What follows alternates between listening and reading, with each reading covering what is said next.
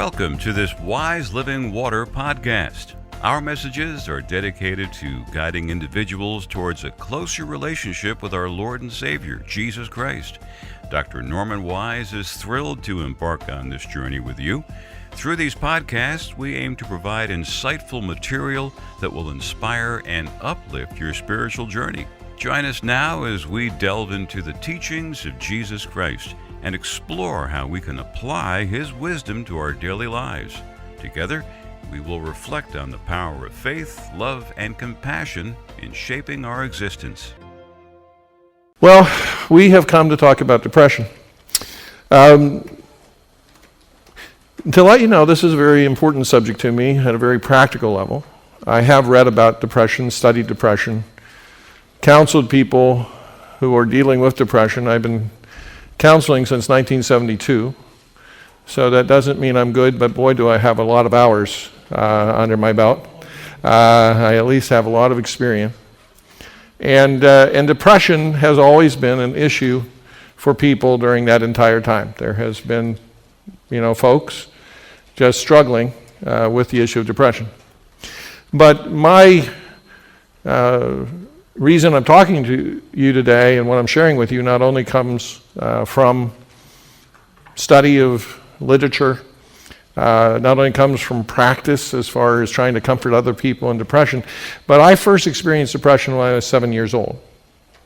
And so I was so depressed at 7 that I had a Bowie knife. You can ask, what is a 7-year-old doing with a Bowie knife? Well, my dad was one of these hunting, fishing,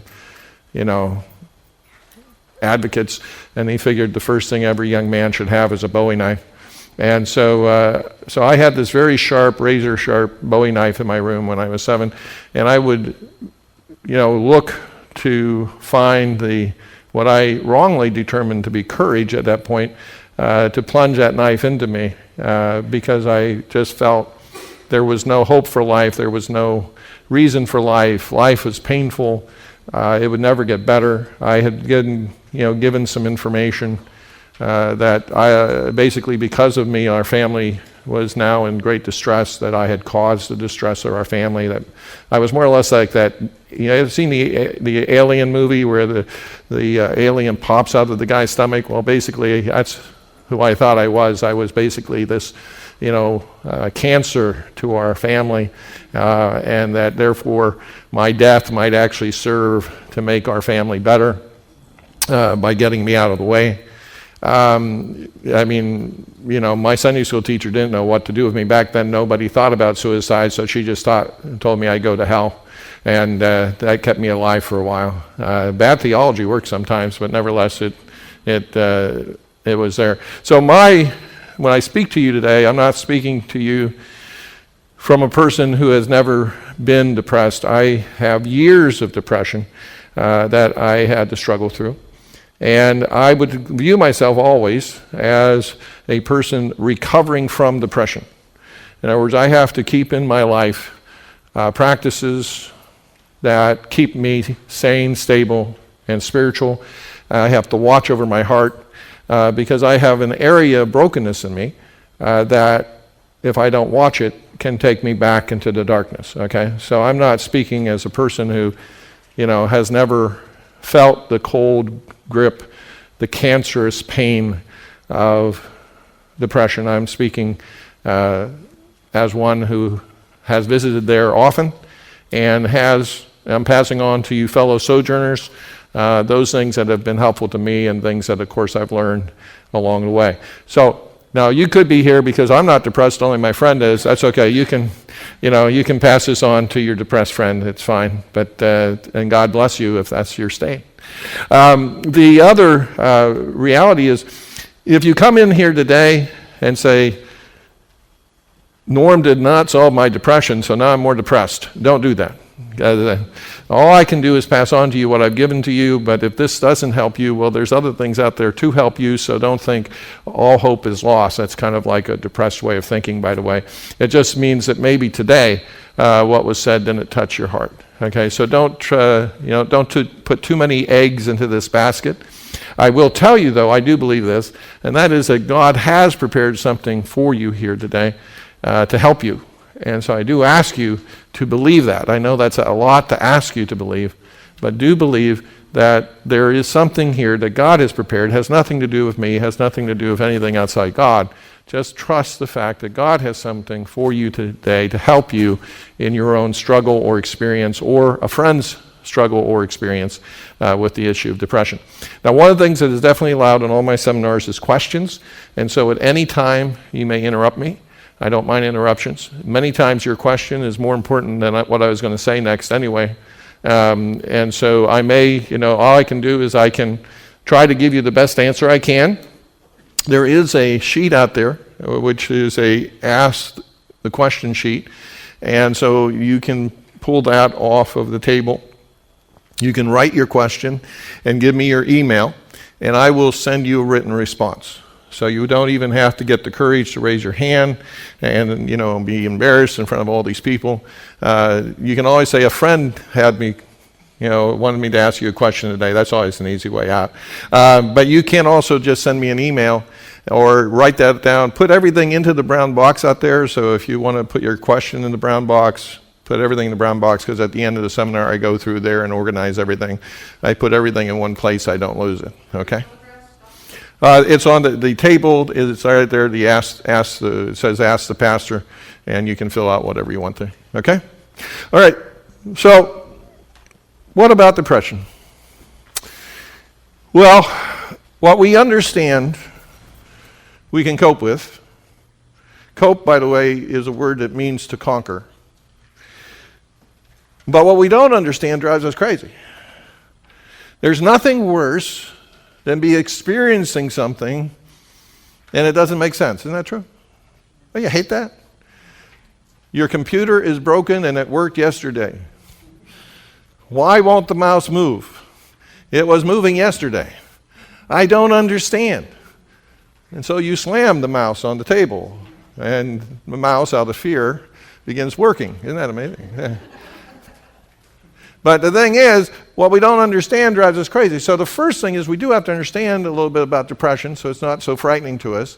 It is the most common experience in American culture as far as people facing some kind of psychological distress is depression.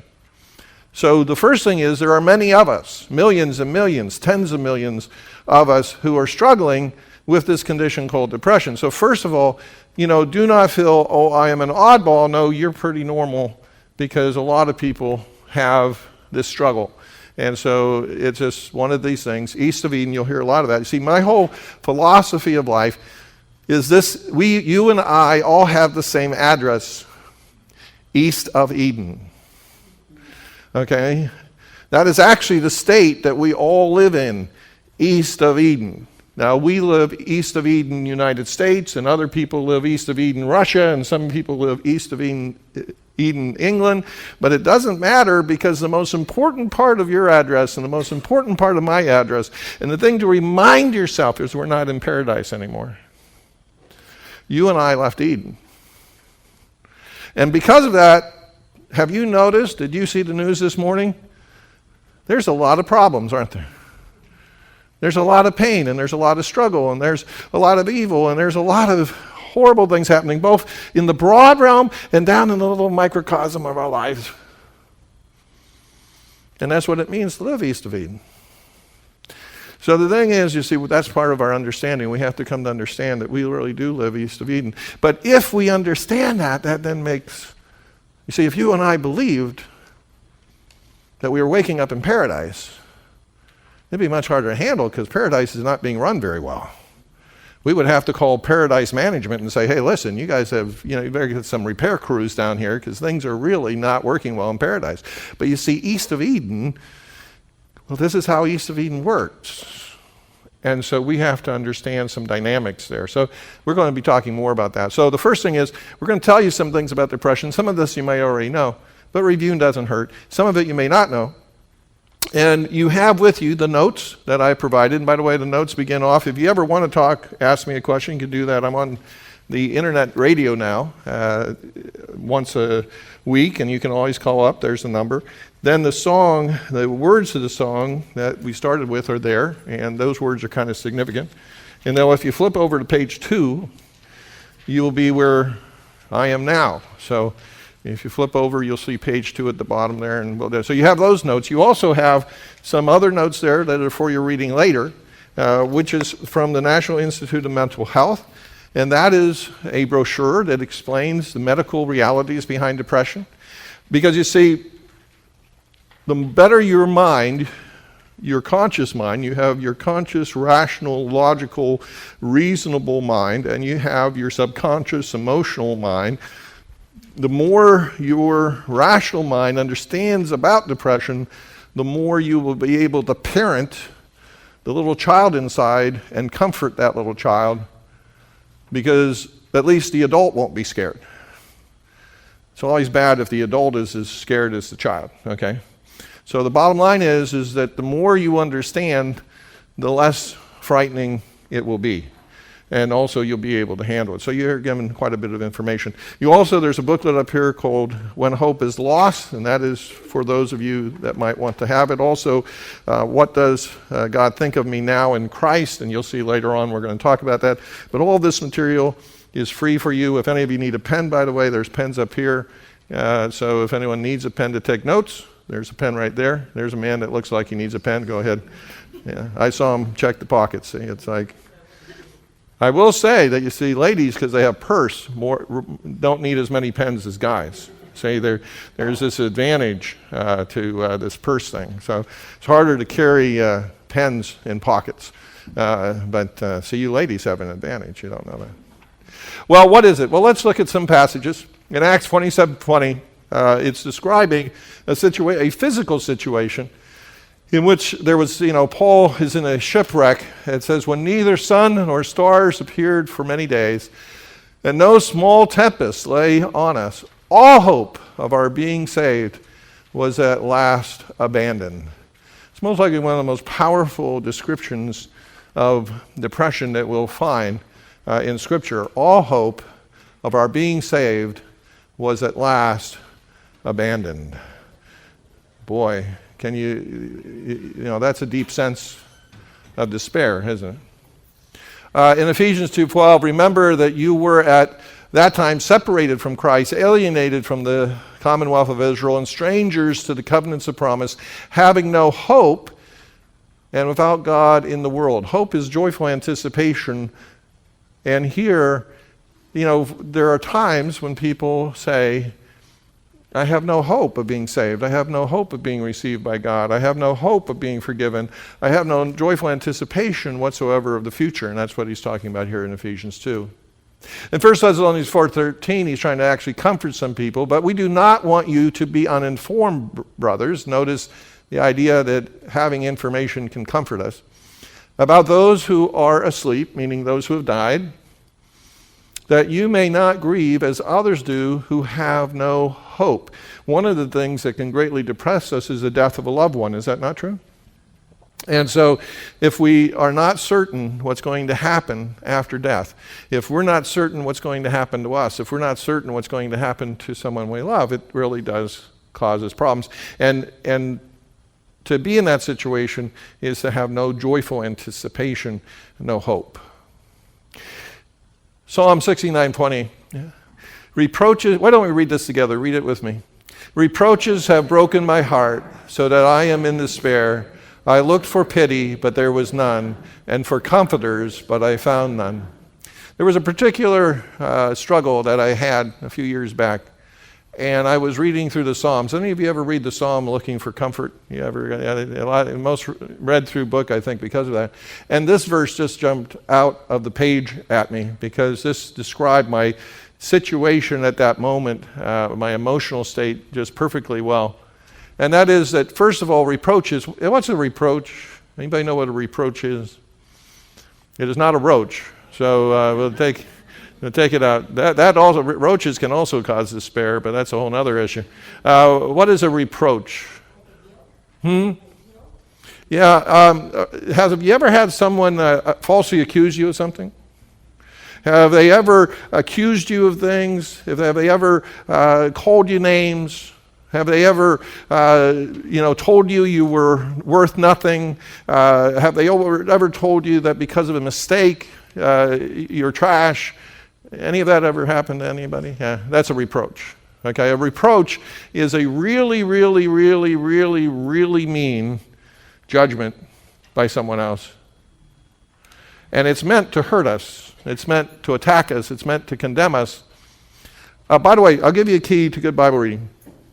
Anytime you read the Bible and you're not 100% sure you know what the word means, get a dictionary. Because it is better to read a little bit of Bible with understanding than a whole lot of Bible where it's wholly blah blah. It is God blah blah. It's inspired blah blah. It's truly Holy Spirit given blah blah. But blah blah can't help you. See? So, you must get your mind engaged. And unfortunately, however good the translation, sometimes the translation will use, how often have we in the last year used reproached?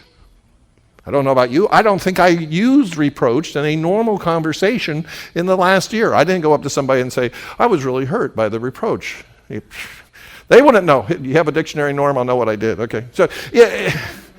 So the thing is, a lot of times the language that the translators use is good language, it's accurate language, but it's not language we use.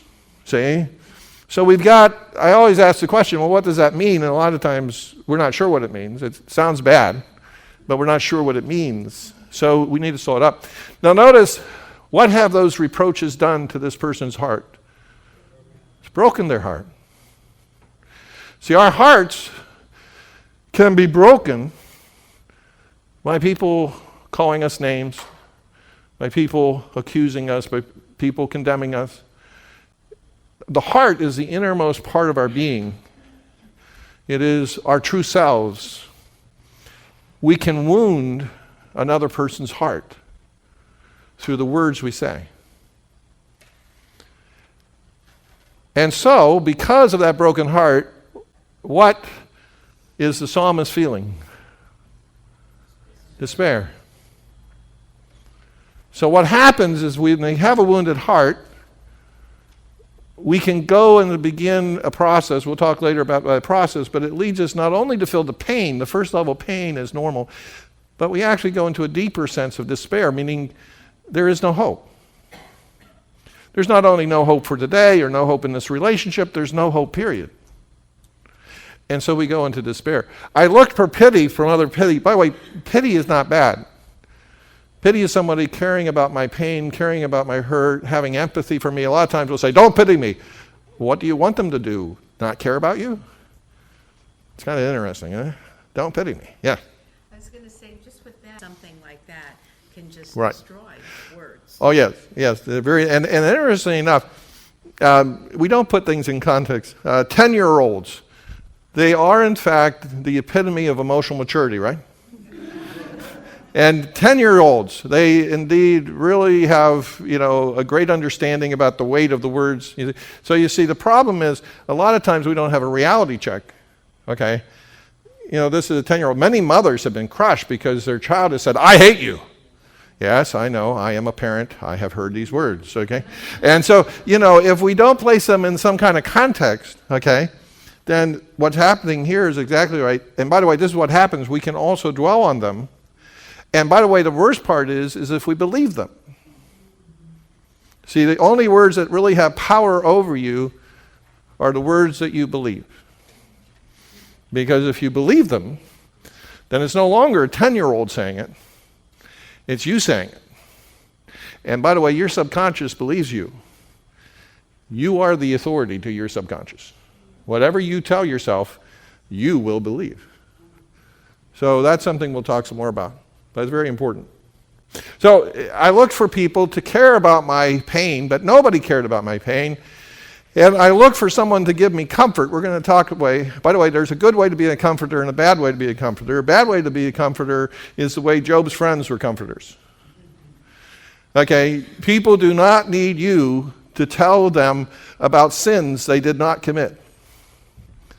Okay, you are not there to try to say, well, if only you would, do X, Y, Z, then you wouldn't have these problems. That's not comfort. Comfort, a lot of times, is doing what they did for the first 3 days. You just listen. Just sit with a person and admit sometimes, I don't know.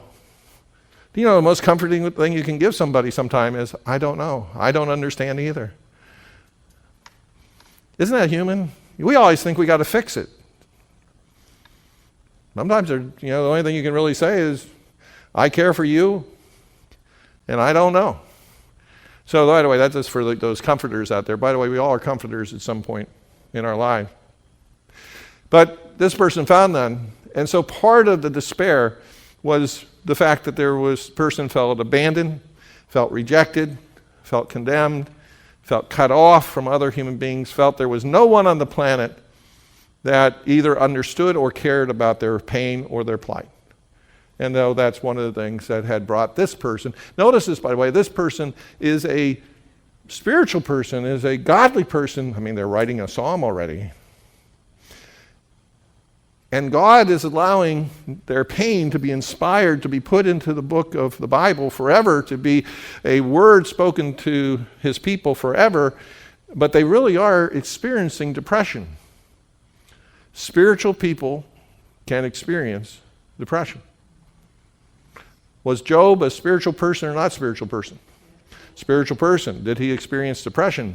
If you've read the book of Job, you better say yes, or reread it. Any of the above. Our thoughts can bring about depression. This is from the writer of Ecclesiastes, which I believe to be King Solomon. So I turned about and gave my heart up to despair over all the toil of my labors under the sun. Because sometimes a person who has toiled with wisdom and knowledge and skill must have everything to be enjoyed by someone who did not toil for it. This also is vanity and a great evil. What has a man from all the toil and striving of heart with which he toils beneath the sun? For all his days are full of sorrow, and his works is a vexation. Even in the night his heart does not rest. This also is vanity. Now you see, Solomon, you would think, would be a happy guy. Solomon has the money. Solomon has the power. Everything Solomon touches turns to gold. Exact opposite of Job. Everything has always gone Solomon's way. How could this man be depressed? Because of how he thinks about it. You see, it's not the circumstances in life that depresses. It's the perspective we have on those circumstances. And you can have the very best circumstances in the world and be depressed. Because you see, he started to think about it. He created a philosophy, he created a way, a viewpoint, a perspective on everything he had. He had a perspective. We do this to some extent. You see, our lives really do have two things. We have the glass half full, glass empty. And we have a tendency to then start looking at the glass half full, but then emptying it out, saying none of those things matter. We negate them. We take away their value. And of course, he's saying, hey, I can't take what I've earned with me, so some slob of my son is going to get it. And boy, that irritates me. And I've sweated on all my life, and I'm not going to give it to somebody. And now I'm all vexed up. I can't sleep at night. By the way, one of the things that many times follows depression, your sleep patterns are messed up. And so, Solomon tells us that if we don't watch the thoughts in our head, we can talk ourselves in the very best of circumstances into despair. Let's look at 2 Corinthians 1:8. Let's read this together. For we do want you to be unaware, brothers, of the affliction we experienced in Asia, for we were so utterly burdened beyond our strength that we despaired of life itself. Now, this was, of course, written by a person who was not spiritual, had never done anything for Jesus, and really needed to get to church more. No, this was written by the Apostle Paul. This was written about his whole missionary team that is planting churches. And he says, he's writing to the Corinthians, boy, we had it hard in Asia. It was really tough. And we became so burdened with bad circumstances, we became so overwhelmed with horrible problems, we wanted to die.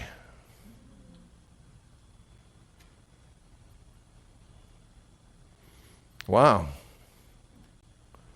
The whole missionary team had fallen into depression. The whole missionary team, including Paul, had been so overwhelmed by what they were facing. They just said, Lord, take us home. Enough already. So the reason I say this is that sometimes we think, well, people who are in ministry or people who are spiritual or people who are close to God, they're never feeling depression. Well, the Bible wouldn't support that idea. In fact, one of the struggles that we'll have is what Lloyd Jones will call spiritual depression. It has a whole book on spiritual depression. But in other words, understand, part of living east of Eden is we're going to face moments of depression. You see that? So by the way, feeling any shame about that? Well, you're with the Apostle Paul. I don't know what kind of better company you want. Okay. Job, we're not sure. We figure he was having a bad season, so we don't know if we want to be friends with Job or not. But I think the Apostle Paul's pretty safe. Okay, so we should say to ourselves, no, this is something that we can experience, and the Bible's very clear. By the way, the Bible is not saying God's people will never struggle with this problem. It's saying God's people will struggle with this problem. Well, there's types of depression. There's a minor depression. And by the way, everybody has days that are blue. Blue days are not depression, but they are sad days, blue days. And the thing is, it doesn't get into depression until it lasts for about 2 weeks. So in a formal sense, there's this thing, but it's when your blue day comes to just keep hanging on, and you go into about a 2-week period of where you don't see anything good, you don't have any hope. You basically are saying everything is horrible, my future is horrible, I'm horrible, life is horrible, all people are horrible, things are horrible. See, I understand. Been there. When that lasts for about 2 weeks, you're in a minor depression. Now, there are sometimes other psychological and biological problems that come in. In some areas where the sunshine does not shine very often, people actually have depression because they haven't seen the sun in a few months. I came from Ashtabula, Ohio, and we didn't see the sun for 6 months at a time. I took my wife there. She said, we need to go back to Florida. Because she was suffering from seasonal depression. She says, I can't handle this, never seeing the sun. They actually have sunlight, they have light therapy in these areas so that people can be exposed to artificial sunlight, and it does help about 50% of the people that are struggling with that.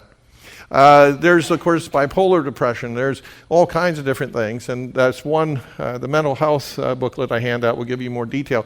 There's post-traumatic syndrome depression, because depression is yours if we've had a very traumatic event, and if that event has shook us to our core.